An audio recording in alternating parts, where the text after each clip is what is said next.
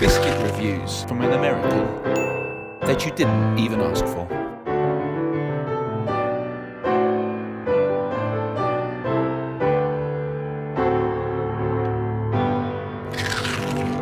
What's up, everybody? I'm Adam Richman, and welcome back to Biscuit Reviews from an American that you didn't even ask for. I am currently on the road shooting a television show, and I'm shooting this in the conference room of my hotel. And I have some wonderful crew members that have agreed to help me on this shoot. And as you can see behind me, this is the room that we store our equipment in while shooting the shows that you love and watch, especially Modern Marvels on History Channel. In any event, for those of you unfamiliar with Biscuit Reviews from an American that you didn't even ask for, I'll be trying today's biscuit dry, dunked into milk, dunked into coffee, and dunked into tea. Today's milk is Califia Farms almond milk because it keeps on the road, and don't judge me, I'm sensitive. Today's coffee comes from the Deja Brew Company in New Oxford, Pennsylvania, a wonderful place I discovered while on the road filming and falling in love with the Battle of Gettysburg. Yes, I know dad days are upon me. I'm falling in love with Civil War battles and muffins. Dad days! But a wonderful place, staffed by wonderful people, run by wonderful people in the cutest town square you ever did see. Support local businesses like this one. My crew and I fell in love with this place. This is Deja Brew's Holiday Blend, which is only available, during the holidays. Still a great place. Check them out. Come for the coffee, stay for the baked goods. They have a whole side that is gluten-free down to the equipment and where it is stored. Wonderful people doing wonderful things. Which brings me to the tea, which would be wholly unremarkable, but still a good cup of cha. This is Bigelow's English breakfast. Always beloved, always known, beloved by grannies, aunties, Yanks, and Englishmen alike. And of course, today's biscuit from the iconic Scottish bakery Walker's, a little twist, a little bit of a variation, if you will, on their classic shortbread, salted caramel, and chocolate chunk. Now, let's just start right off the top. Before we talk about Walker's, why is it called shortbread? Why? Well, it comes from an old meaning, linguistically, for short and long, short being crumbly, long being stretchy. So the dough was considered short because it broke and it crumbled, instead of being long bread or something stretchy. You just learned something! Walker's Shortbread operates 4 factories in Aberlour, Scotland, where it's actually headquartered, and then has 2 more factories in nearby Elgin. The few tweets that I sent out that actually inspired this very series, Walker's was one of the brands mentioned the most by people in the UK, not just in Scotland, and they also have quite a following here in the United States. Now, one of the things that they love are the different variations of the shortbread, the different inclusions like salted caramel and chocolate chunks, but especially this little painting right here, a 19th century painting that's actually been part of their logo for 45 years. And people have wondered for years, who is it? They thought it was actually someone in the Walker family, but it is not. This is a 19th century portrait of Miss Flora MacDonald enjoying a romantic liaison with Bonnie Prince Charlie. This encounter is an imagined encounter that happened after the fall of the 1745 rebellion. Now, what is that?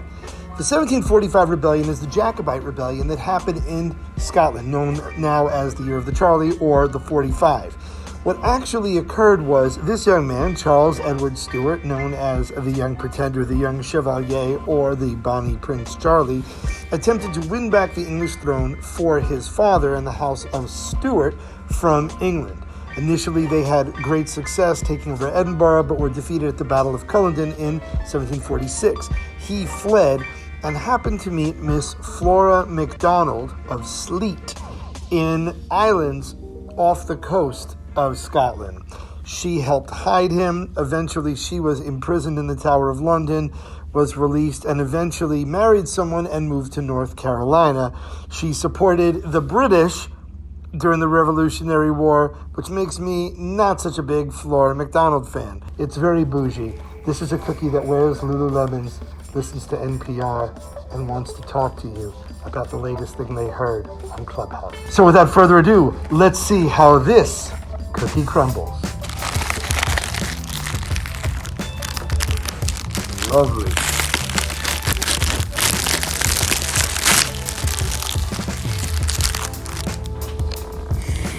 Oh, that's the one thing I always remembered when I first tried a Walker's biscuit was just that butter smell. People might recall those iconic blue circular tins of Danish butter cookies, the way you'd open it up and that butter and sugar bakery smell hit you in the best way possible. That's how it is opening a Walker's shortbread.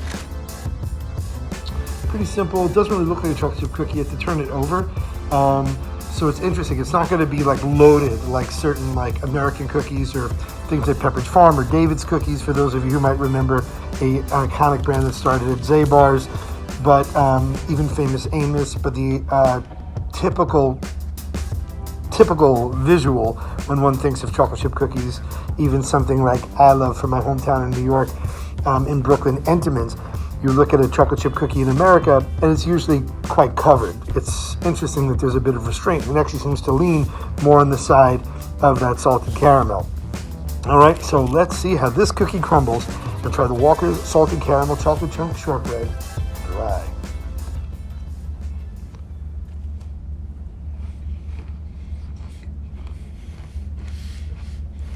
So nothing really crumbles quite like a shortbread cookie. Your molars are looking for something to hold on to, and it turns almost into gravel as you slowly begin to work it around your mouth, especially because it's so buttery. It almost creates a consistency not unlike eating raw cake batter. I don't really get too much of the chocolate there. A little bit of the salted caramel. Mostly it's that Walker deep buttery feel, which is not bad. Therefore, I give the Walker's Salted Caramel Chocolate Chunk Shortbread 2.5 dry cookies. Always. Shout out to the amazing sports DJs Hawksby and Jacobs, who still couldn't fathom, what do you Yanks get out of dunking in something cold? Hey man, it's the way we've always done it. Then again, hockey was always played without helmets, so it's not always a smart thing.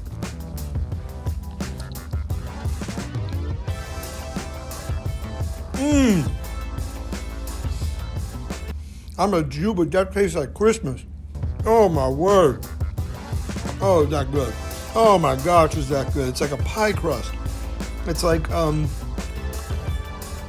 the crust on a great tart, but because of the caramel and the butter together, it has like it's like if there were a crust under creme brulee.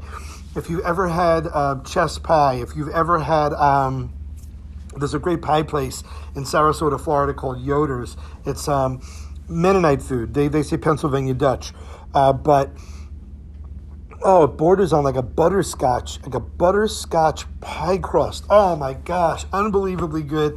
I can't fake the funk. 4 glasses of milk. Bravo, Walker.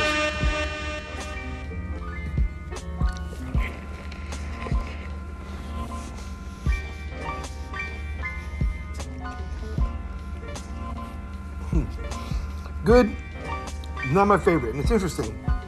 You have a great biscuit, you have a great coffee, and it's almost like they're competing for supremacy. Now, it might be because it's this holiday blend. It's not really seasoned. It's just a certain kind of roast. The flavor wants to go more bakery and light, and I think coffee tends to really suit more chocolates and caramels. Now, there is both of those elements in this biscuit, yet the overarching note of the Walker's buttery shortbread, and the chocolate really isn't chocolate tea. It's great Belgian chocolate, but it really kind of only serves to add an element of sweetness. The overarching flavor profile is butter and caramel. So butter, caramel, and coffee, a little, but not my favorite. Therefore, I'm going to give the Walker's Salted Caramel and Chocolate Chunk Shortbread 3 cups of coffee. There's something like already I know that like people all throughout the UK are going, it's Walker's in a cup of tea. You better say something nice.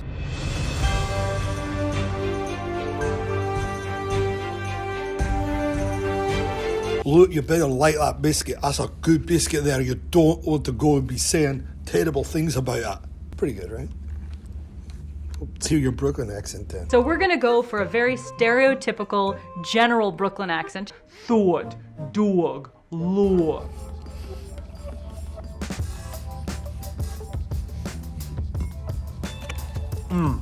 I get it now. I get the high ratings, both in America and England. It's great. The heat of the tea is just enough to melt the caramel, just to melt the chocolate, bring out that butteriness within the biscuit. I still maintain, though, the cold milk has been the best nonpareil. I still think that the tea is way better than the coffee, and therefore I am going to give Walker's Salted Caramel Chocolate Chunk Shortbread, you say that 5 times fast, 3.5 cups of tea. So there are my scores for the Walker's Salted Caramel Chocolate Chunk Shortbread. Do you agree? Let me know. Do you disagree? Let me know. Is there a biscuit that you want me to review? Then let me know. Remember to like, remember to subscribe, and remember that no matter what you eat, may your life forever be sweet. And shout out to my boy Tanner Fox for the dope hoodie. I'm Adam Richman for Biscuit Reviews from an America you didn't even ask for, and I will see you next time. Wear a mask.